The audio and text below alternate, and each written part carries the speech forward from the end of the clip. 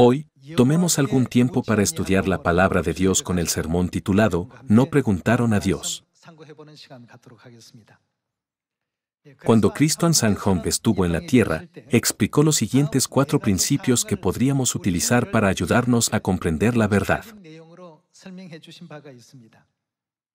En primer lugar, cuanto más practiquemos la verdad, más nuestros corazones se renuevan. Dijo que no solo debemos conocer la verdad, sino también ponerla en práctica de acuerdo con lo que se nos ha enseñado. En segundo lugar, cuanto más practicamos la verdad, más reconocemos a Dios. En tercer lugar, si no practicamos la verdad, nuestras almas se oscurecerán. Dijo que nuestra condición espiritual se deteriorará gradualmente y perderemos nuestro discernimiento sin saber qué dirección debemos tomar cuando estemos planeando nuestro futuro. En cuarto lugar, si no practicamos la verdad, llegaremos incluso a negar a Dios. Nos enseñó estos 4 principios. Por eso el Padre dijo que no solo debemos conocer la verdad, sino también ponerla en práctica. Debemos presentarla a los demás y enseñarles. Por eso, el Padre siempre recalcaba, es importante conocer la verdad, pero también es importante ponerla en práctica. Respecto a esto, el Padre nos enseñó estos principios. En primer lugar, cuanto más practicamos la verdad, más se renueva nuestro corazón. En segundo lugar, cuanto más practicamos la verdad, más reconocemos a Dios. En tercer lugar, si no practicamos la verdad, nuestras almas se oscurecerán. Cuarto, si no practicamos la verdad, negaremos a Dios. Creo que esto es algo que debemos grabar profundamente en nuestros corazones. No importa cuánto tiempo haya pasado desde que fuimos bautizados o cuánto tiempo hayamos vivido una vida de fe en la verdad. Ya sea que hayas estado en la verdad por mucho tiempo o no, una vez que hemos aprendido la verdad de Dios, cada miembro en Sion debe ser capaz de practicar la verdad tal como es. Hoy, con el sermón titulado No preguntaron a Dios, estudiemos las enseñanzas de la Biblia sobre qué tipo de fe debemos tener. Si queremos aprender a cocinar, debemos hacer preguntas a los maestros cocineros como, ¿cómo puedo hacer esto? ¿Cómo puedo hacer eso? Al hacerlo, ¿no mejorarán poco a poco nuestras habilidades culinarias? Además, si queremos adquirir conocimiento sobre algo nuevo, ¿a quién debemos preguntar? ¿No deberíamos preguntar a eruditos o profesores? Al hacerlo, adquiriremos los conocimientos que buscamos. ¿Y cuándo nos duele el estómago, los ojos o la cabeza? ¿A quién debemos preguntar? Deberíamos preguntar al médico, ¿por qué me duele tanto la cabeza? ¿Qué me pasa en los ojos? De este modo, obtendremos el tratamiento adecuado. Entonces, ¿a quién debemos pedir la salvación y la vida eterna que más necesitamos? Deberíamos pedírselo a Dios. Sin preguntar a Dios, nunca podremos conocer el camino hacia la vida eterna y la salvación. Dios dijo, el reino de los cielos no es un mundo físico, tridimensional, como esta tierra, sino un mundo cuatridimensional e incluso quintidimensional. Por lo tanto, no juzgues los asuntos por tu cuenta. Por lo tanto, solo debemos entregar las enseñanzas de Dios compuestas de la palabra de Dios y dar a conocer a la gente lo que Dios nos ha ordenado. En tiempos del Antiguo Testamento, el rey Ocosías fue a preguntar a otro Dios en lugar de preguntar a Dios. Por ello, quedó postrado en cama y finalmente llegó a morir. Echemos un vistazo a esta historia volviendo a 2 de Reyes capítulo 1 versículo 1. Capítulo 1, versículo 1. Después de la muerte de Acab, se rebeló Moab contra Israel.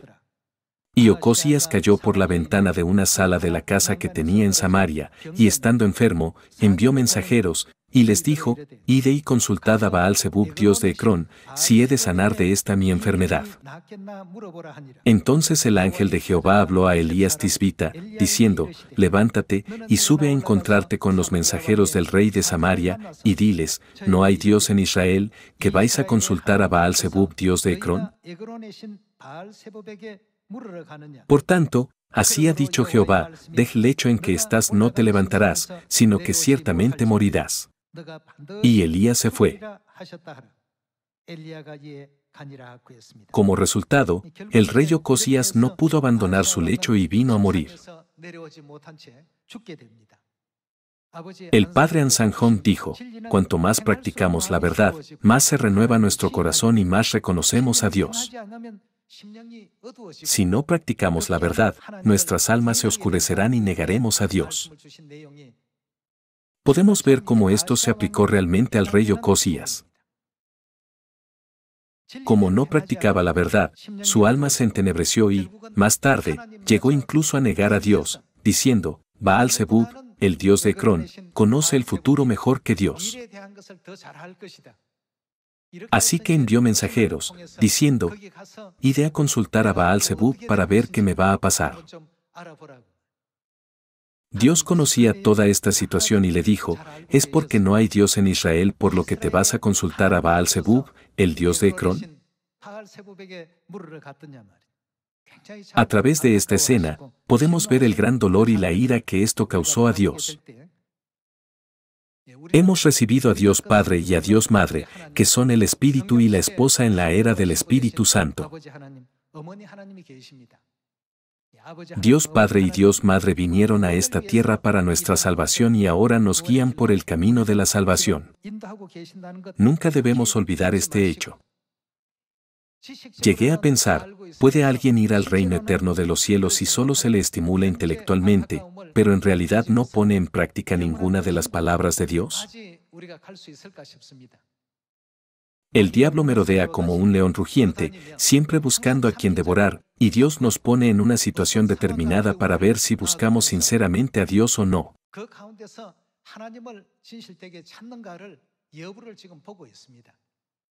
Teniendo esto en cuenta, ¿cuál dice la Biblia que es la mejor manera de vencer a Satanás? Es para fortalecer nuestra fe. Una de las enseñanzas que el Padre nos ha dado es que si no practicamos la verdad de acuerdo con lo que hemos aprendido, nuestros corazones se oscurecerán. Dado que los ojos de nuestras almas se oscurecen, perdemos gradualmente nuestro discernimiento y cuando perdemos el discernimiento, finalmente perdemos la fe. Esto se debe a que constantemente estaremos mirando las cosas desde una perspectiva secular y mundana. Una de las razones por las que los judíos crucificaron a Jesús fue precisamente por esta cuestión. A sus ojos, Jesús parecía débil y no daba la impresión de poder lograr nada importante. Más bien parecía que los sumos sacerdotes, los maestros de la ley y los fariseos tenían un conocimiento más profundo de la Biblia. A sus ojos, la autoridad de sus palabras parecía ser superior a la autoridad de la palabra de Jesús. Tenga en cuenta estos acontecimientos históricos en la época de la iglesia primitiva. En esta época, cuanto más practiquemos la verdad, más se renovará nuestro corazón. Por tanto, no debemos limitarnos a creer la verdad sin ponerla en práctica. Si no actuamos, no hay posibilidad de que nuestros corazones se renueven. Además, cuanto más practicamos la verdad, más llegamos a reconocer a Dios. Es porque Dios sigue dándonos la oportunidad de experimentar su poder. Cuando actuamos diligentemente conforme a la palabra de Dios, ¿no se hacen evidentes a nuestro alrededor tantas obras milagrosas? Como los judíos no practicaban la verdad, sus almas se oscurecieron, y aunque Jesús estaba justo frente a ellos, expresaron su desafortunada posición de que sus propios pensamientos les parecían más correctos. Sigamos con el libro de los Jueces, capítulo 7, versículo 1.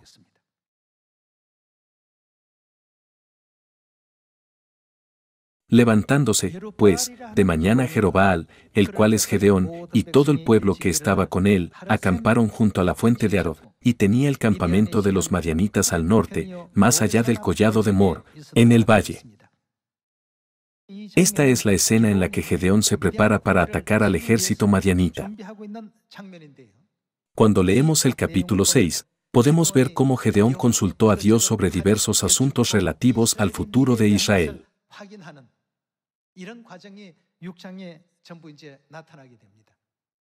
Dios dijo a Gedeón: ahora, ve y libera a los israelitas de la opresión madianita. Cuando Dios se acercó por primera vez a Gedeón, éste se mostró muy humilde y dijo: Dios, mi clan es el más débil entre las casas de Israel, y yo soy el más pequeño de mi familia. ¿Cómo podré llevar a cabo esta tarea?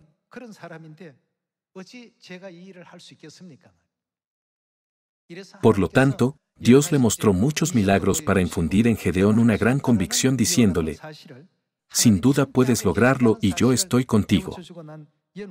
Después de eso, Gedeón siguió todo lo que Dios le ordenó hacer. Gedeón siempre consultó a Dios y obedeció bondadosamente sus enseñanzas.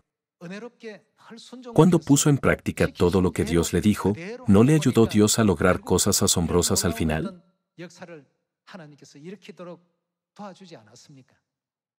Si los israelitas tenían un gran número de soldados, podrían haber pensado: hemos ganado porque teníamos un gran ejército, o hemos ganado por la superioridad de nuestras armas. El resultado de esa batalla ya estaba determinado por Dios. Sin embargo, si había demasiados soldados, podrían haber creído erróneamente que su éxito se debía a su gran número. Por eso Dios dijo: en ese caso, no recibirás bendiciones. Reduce el número de tus tropas.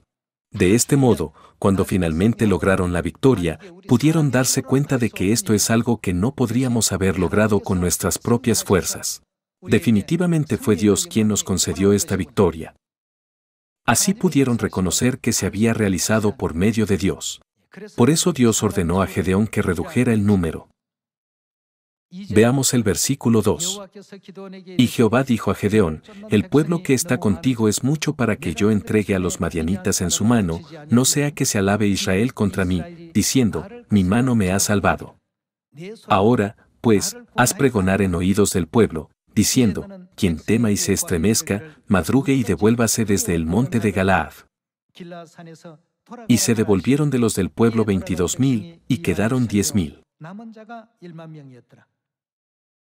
Aunque hubieran ido a la guerra con 10,000 hombres, el ejército enemigo contaba con 135,000 soldados, por lo que la proporción habría sido de 13,5 a 1.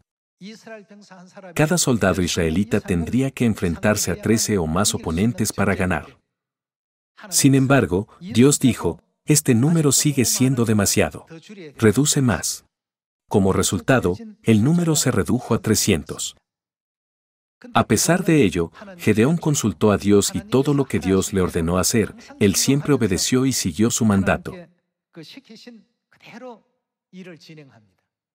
Siguiendo las instrucciones de Dios, Gedeón pudo llevar a cabo una hazaña asombrosa que nunca hubiera imaginado. ¿Cómo pueden 300 hombres derrotar a 135,000 hombres? Con nuestro sentido común, esto parecería una hazaña imposible. Sin embargo, al final, los enemigos se atacaron entre sí, lo que condujo a su destrucción.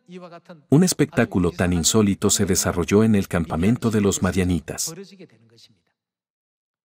El ejército madianita disponía de excelentes armas, además de caballos y camellos.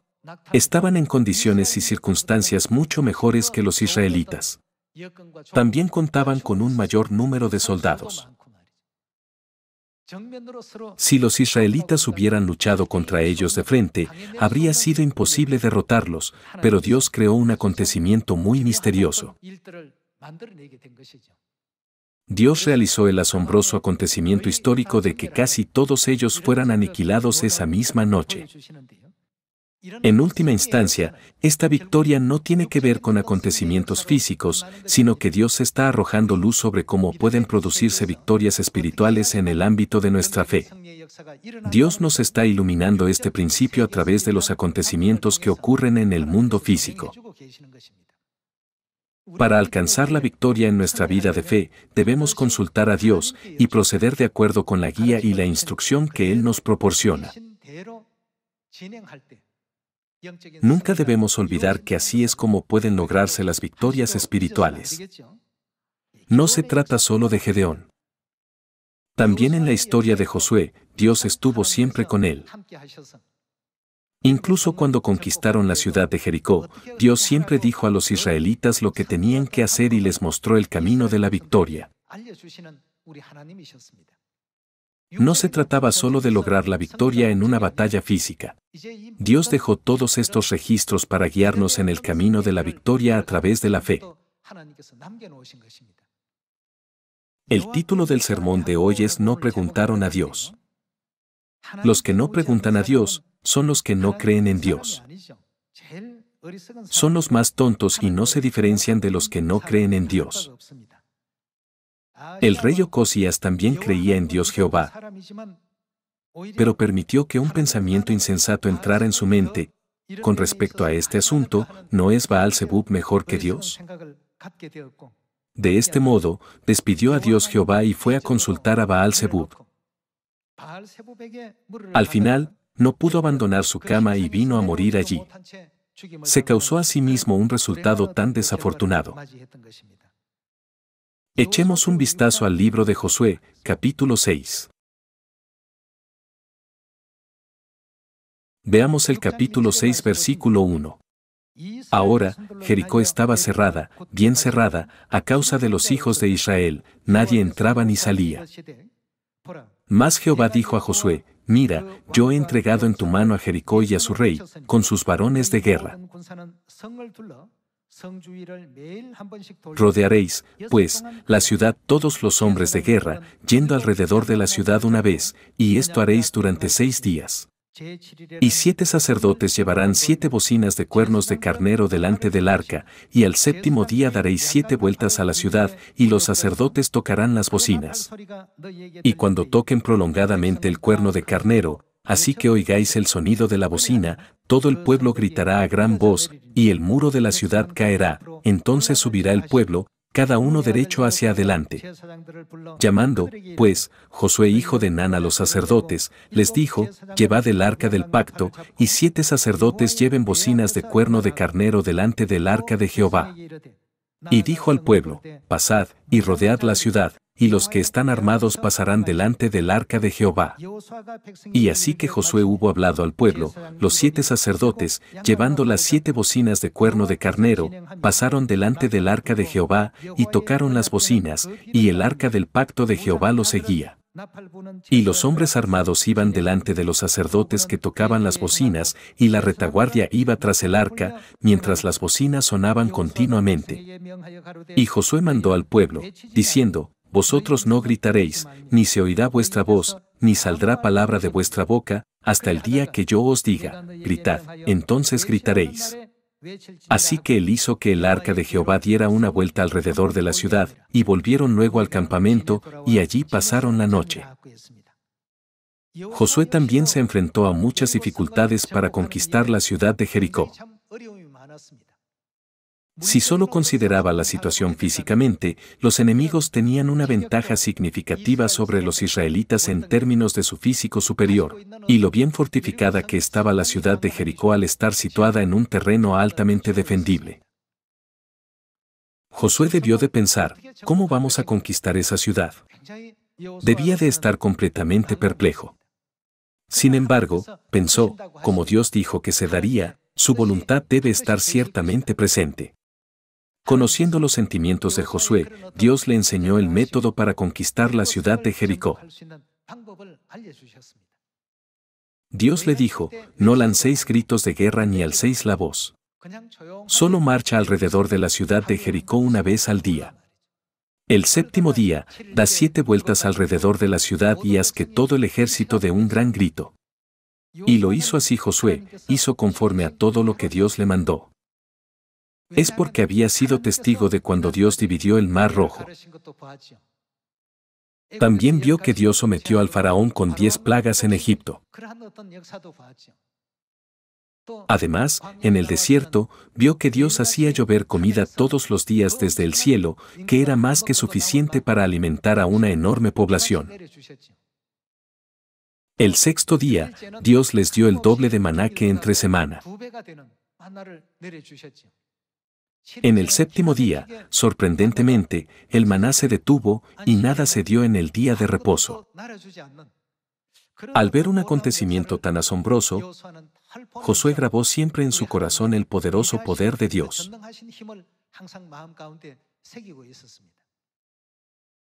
Más tarde, cuando tuvo que conquistar Jericó, pudo pensar, ¿cómo puede caer la ciudad de Jericó ante Dios? ¿Cómo nos guiará Dios para lograr semejante victoria? Dios vio el corazón de Josué y le dio la respuesta. De acuerdo con las enseñanzas de Dios, Josué no hizo su propio plan, sino que marchó alrededor de la ciudad una vez al día como Dios le ordenó, y al séptimo día, después de marchar alrededor de la ciudad 7 veces, hizo que todo el ejército diera un fuerte grito. Entonces, Dios hizo que la ciudad fortificada de Jericó se derrumbara como si fuera un juguete. Cuando recordamos todo lo que ocurrió en el pasado, ¿qué debemos hacer cuando nos encontramos con un problema complicado o una situación difícil? Debemos preguntar a Dios. Cuando Moisés era perseguido por el ejército egipcio ante el Mar Rojo, ¿a quién preguntó? Preguntó a Dios. Moisés dijo, el pueblo está confundido. ¿Qué debo hacer? Entonces, Dios le mostró el camino. Dios le preguntó, ¿qué tienes en la mano? Es una vara, respondió Moisés. Levanta tu cayado y extiende tu mano sobre el mar. Entonces el mar se dividirá y verás tierra seca. Como en este caso, no hay ningún caso en que los profetas procedieran sin consultar a Dios. A través de eso, Dios siempre los condujo a un camino lleno de gracia. En otra ocasión, en Meriba, la gente no tenía agua para sus rebaños. En tal caso, ni siquiera Moisés tenía solución. Puesto que no podía saciar la sed de tanta gente por sí mismo, ¿no debía consultar a Dios? Dios le preguntó, ¿qué tienes en la mano? Es una vara, respondió Moisés. Golpea la roca con ella. Entonces brotará agua de ella. De este modo, los israelitas caminaron hacia Canaán, paso a paso, durante los 40 años de travesía por el desierto. ¿A quién buscan siempre los profetas de Dios? Buscaron a Dios, confiaron en Dios y le preguntaron por el camino correcto a seguir. De este modo, los israelitas pudieron entrar en la tierra de Canaán, que mana leche y miel. Su historia está escrita en la Biblia. Por otra parte, los necios no buscan a Dios. Echemos un vistazo al libro de Isaías, capítulo 43, versículo 19. He aquí que yo hago cosa nueva, pronto saldrá a luz, ¿no la conoceréis? Otra vez abriré camino en el desierto y ríos en la soledad. Las fieras del campo me honrarán, los chacales y los pollos del avestruz, porque daré aguas en el desierto, ríos en la soledad, para que beba mi pueblo, mi escogido. Este pueblo he creado para mí, mis alabanzas publicará. Y no me invocaste a mí. ¿Qué no hemos hecho? El hecho de que no hayamos invocado a Dios no significa que no lo hayamos buscado o consultado. Y no me invocaste a mí, oh Jacob. Más bien, ¿qué hemos hecho? La Biblia registra que nos hemos cansado de Dios. Sino que de mí te cansaste, oh Israel. Algunos dicen, oh, si no hubiera conocido a Dios en primer lugar, habría disfrutado al máximo de los placeres de este mundo y cuando llegara la muerte, eso habría sido todo. Sin embargo, cuando morimos, ese no es el final. En Lucas capítulo 16, ¿dónde dice que vamos? En la parábola del rico y Lázaro, podemos ver un lugar llamado infierno. Es importante que lo tengamos en cuenta. No hemos nacido en esta tierra solo para disfrutar de las cosas de este mundo. Incluso la existencia de este planeta tiene un propósito. Por ejemplo, ¿no es el propósito de una escuela ser un lugar donde los alumnos puedan estudiar? De mismo modo, la tierra es un lugar de reunión temporal para los ángeles que han cometido delitos en el cielo. En términos más sencillos, es una prisión para nuestras almas, como un centro de detención. En la tierra, nuestra tarea más esencial es llegar al pleno arrepentimiento. Sin embargo, muchas personas en el mundo viven sus vidas imprudentemente, inconscientes de esta verdad. El humo de su tormento se elevará por los siglos de los siglos. Esta es la consecuencia de las acciones a las que inevitablemente se enfrentarán estas personas. ¿No nos ha demostrado Dios su compasión y misericordia, guiándonos a la verdad y permitiéndonos creer en Él?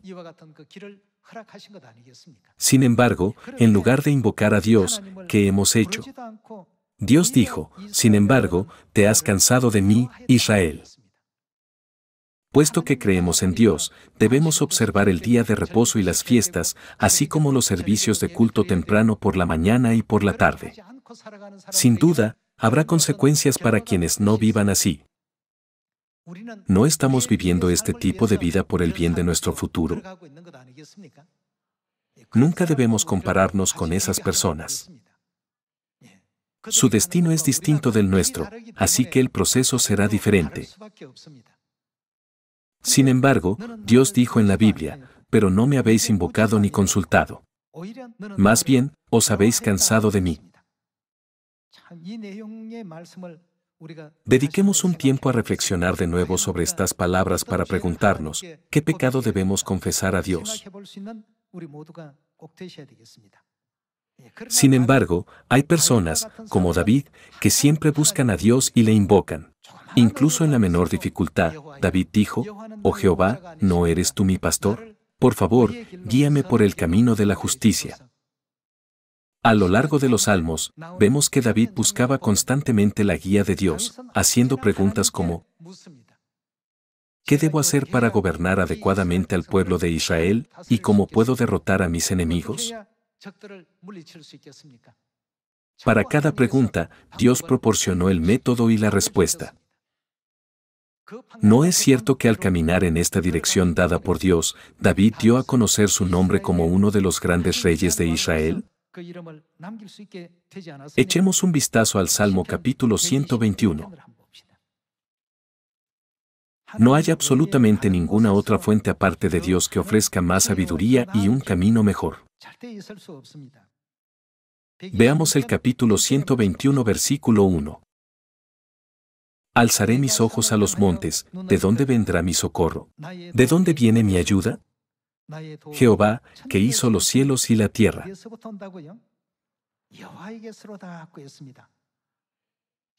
El escritor de los Salmos siempre pensaba, cuando estoy haciendo algo, siempre ha habido una ayuda que viene del mundo invisible. No viene de los hombres. ¿De dónde viene mi ayuda?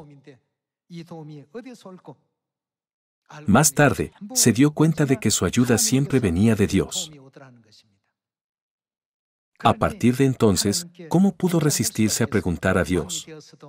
Incluso después de convertirse en rey, David siempre buscó la guía de Dios. Incluso antes de convertirse en rey, David consultaba continuamente a Dios, orientando tanto su vida futura como la presente. Su historia no es un mero relato histórico registrado en la Biblia, sino que sirve como una sombra que nos enseña cómo vivir nuestras vidas en esta época.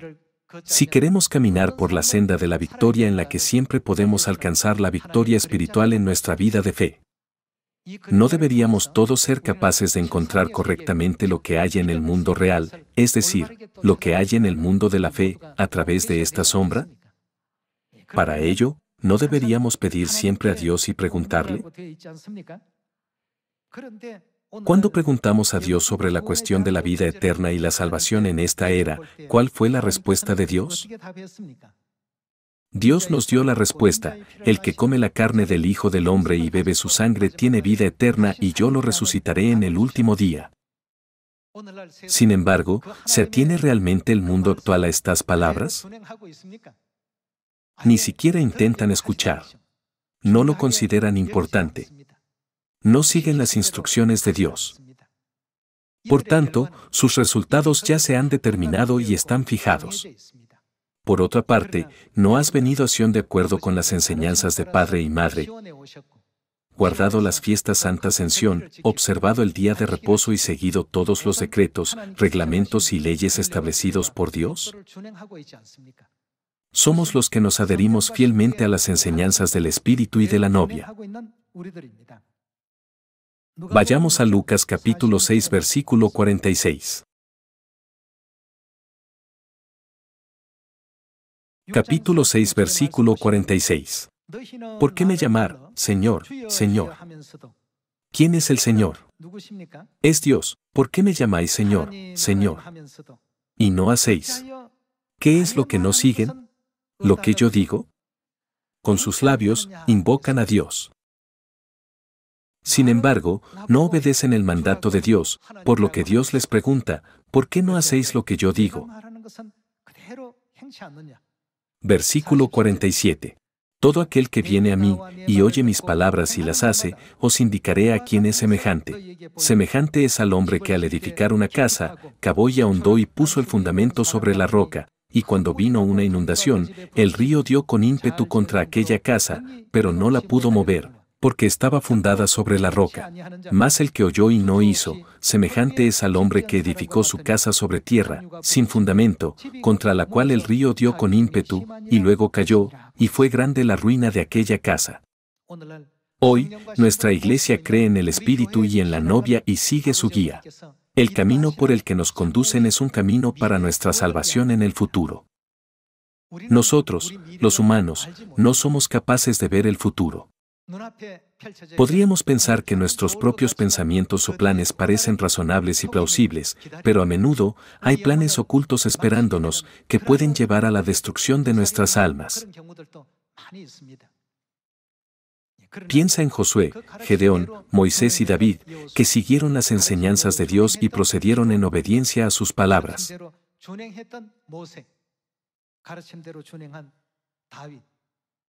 ¿Qué resultado obtuvieron? ¿No pudieron todos ellos vivir una vida llena de bendiciones? Jesús dijo, ¿por qué me llamáis, Señor, Señor, y no hacéis lo que yo digo? Aunque decían, Señor, Señor, era solo con sus labios mentirosos y lenguas engañosas y no aceptaban en sus corazones. Por lo tanto, sus acciones no fueron consecuentes. Por eso el Padre nos enseña, cuanto más practicamos la verdad, más se renueva nuestro corazón y más reconocemos a Dios. Si no practicamos la verdad, nuestras almas se oscurecerán y llegaremos a negar a Dios. Aquellos que dicen Señor, Señor, pero no siguen la palabra de Dios están, en esencia, negándolo o son personas cuyas almas se están oscureciendo. Hoy, grabemos en nuestros corazones una vez más, ¿por qué debemos preguntar a Dios y seguir el camino que Dios nos ordena seguir? ¿No cometimos el pecado de desobedecer la palabra de Dios a respecto a esto? ¿No cometimos la insensatez de pensar que nuestros pensamientos eran superiores a los de Dios? ¿Acaso no cometimos el pecado de no seguir la palabra de Dios a pesar de haberle invocado?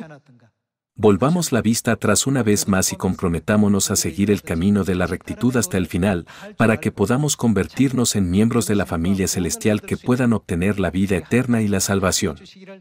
Con esto, me gustaría concluir el sermón de hoy. Muchas gracias.